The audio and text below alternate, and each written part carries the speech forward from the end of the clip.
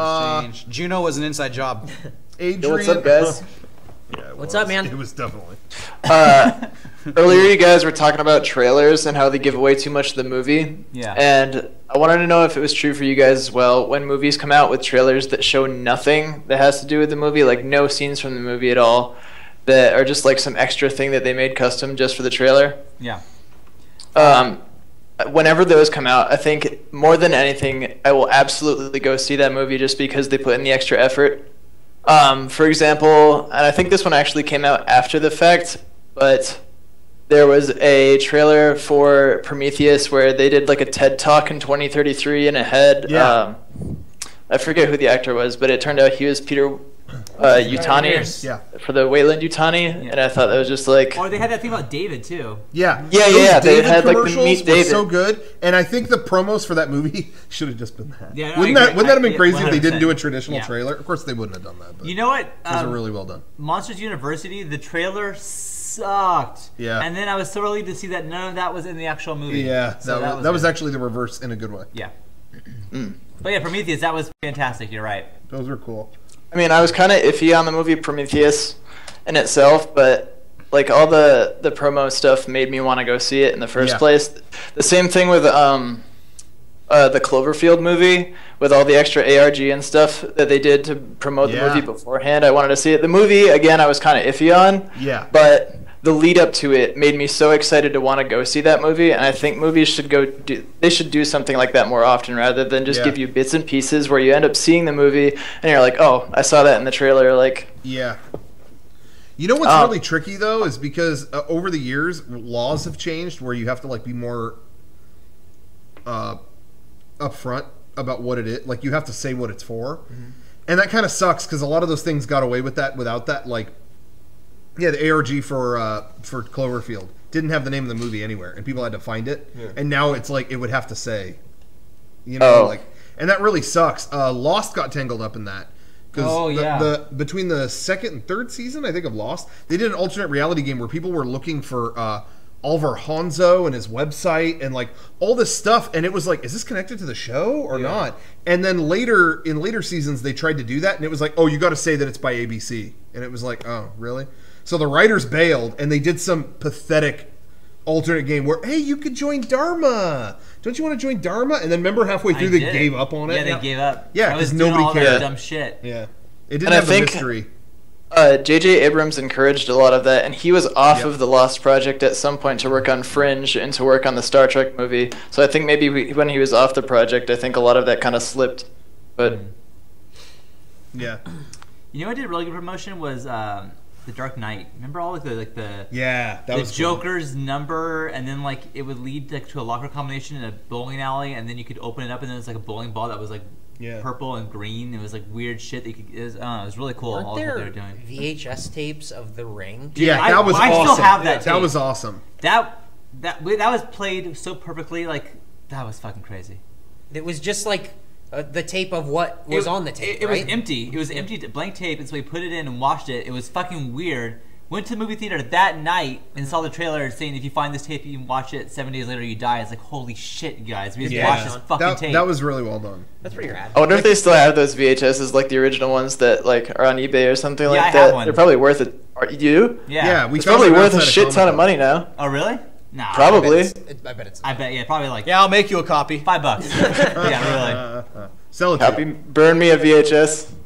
But remember, watching that, I was like, seriously, what the fuck is that? Freaked me out. That came, and that was before other people were doing stuff like that. So that was really, really And that was before the internet was like what it is now. Because like that could never fly today. But like then... Right. I don't know, that's crazy. Is that Neil in the chat? Yeah, it is. Hi, Neil. He says he has a ring tape next to him. Yeah, he does. Yeah, and boxes on street corners during Comic-Con. Yeah. Yep. Remember that? Yeah. It's worth $500. It's worth $500. He's on eBay. $500. This is $500 on eBay. Yep. I will never forget constantly making that joke and then seeing a Capcom employee at Comic-Con walking by and going, and he was carrying the Marvel vs. Capcom vinyl. And he walked by and I was like, hey, give you $20 for that. And he went, this is worth $500 on eBay. It was like, oh, you were serious. He fell into that. That really is worth that much on eBay. Because I have that record. I looked it up. I think it's selling for like $400. Oh, really? Yeah. Hell yeah, dude. That's dope. A friend of mine just told me to tell you guys that he saw your Catherine video and it made him not want to play the game because of Rocco's character in it. And Really? he finally just got along to playing the game, and he said it was like awesome. And now he gets your video. Like he had to play it first. I don't want to play the game because I don't really get the video, and I'd like to keep it that way. Huh. Well, cool. Glad we ruined a good experience for him. I did have a question for you guys. If you guys had any petty revenge stories that you'd be willing to share, like if you got revenge on someone and like, I don't know if you regret it now or what, but like you'd be willing to share something that you did that you shouldn't have done, or like I have a story to give an example, and if it like reminds you of anything. Okay. What's your story? Okay. So on the East Coast, they have these shops called Stewart's that are like gas stations / ice cream shops. And I have a friend who worked at one who's like one of those kind of guys that just like suffers no fools. Like just like you don't fuck with this guy, not because he's like big and tough, but he's just always serious. And he was working at this store, and it was the middle of like July, and it was just swamped, just packed. Like people were out the door, like lining up for ice cream and stuff because it's the only one for miles.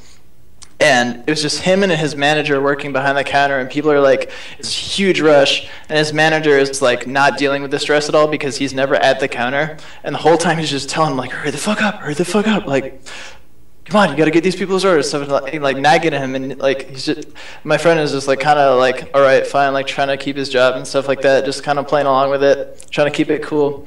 And then eventually the manager like elbowed him in the side and was like, hurry the fuck up, you gotta get these people, like, and it was just like he just got to this moment of like, oh fuck no, oh hell no, you didn't just like elbow me. And he's like, oh, we're out of mint chocolate chip, I'll go run in the back and go grab some. And he goes in the back, next to the freezer is the exit door, and he just walks out the exit, gets in his car and shuts off his phone and goes home, and just left his manager there completely swamped. Huh. Good and for like him. That's not really a revenge story. That's just smart. Well, like he got back at his manager, like he was just trying to imagine like what he was doing there when his manager realized that he like came back and probably went to go look for him, and like he's just not there, and he's like completely packed, just screwed. That's just a funny trick, though. I think that guy's cool. But you used to work at a convenience store, right, Rocco? I don't know if you had any occurrences like that. No, I worked at a video store, but I didn't really do any revenge. I'm just trying to think. Did I? There were a lot of people I hated there. I don't think I got revenge. Did I? There's a Hot Diggity Demon animation thing where you had locked somebody out of the bathroom, right?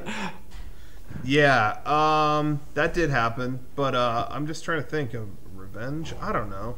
Not really any that I talked about, or that I haven't already talked about in other... This isn't really a revenge story. I don't know, not really a revenge story, but I was at Chili's working there, and I had a customer who was so rude and said, look, I'm here writing a paper. I don't want you to talk to me. This is what I want. Do not bother me again. So I had every employee in the restaurant go up to that person individually, ask if they could get them anything, like one at a time, like a circle. That's funny. And I mean, that's not really revenge, but I was just fucking with that person. But no, that's what I was getting at. I got revenge. I don't know what you call it. It's not like a. It's like a getting back at. I fucked with whoever them. it was. Yeah, one of those. I said this before. I talked about this before, but there was I hid like cheese and stuff all over an ex's house. That was just funny. That's funny. Yep. Revenge. I mean, that was it. That's as bad as it gets. I didn't do anything worse. Ta-da. All right, thanks guys for taking my call. Derek remembers when I hid like Pringles over his house. Remember that? Remember that? Didn't I hide like Pringles cans or something in your house? Yeah. No, so just imagine it's they like were Doritos and Lay's bags actually. Yeah. It was trash. Hey, but hey, that was practice for the cheese attack. Yeah. You were the dry My run. mom talked to me about not letting Rocco come back over to the house. Oh, that's cool.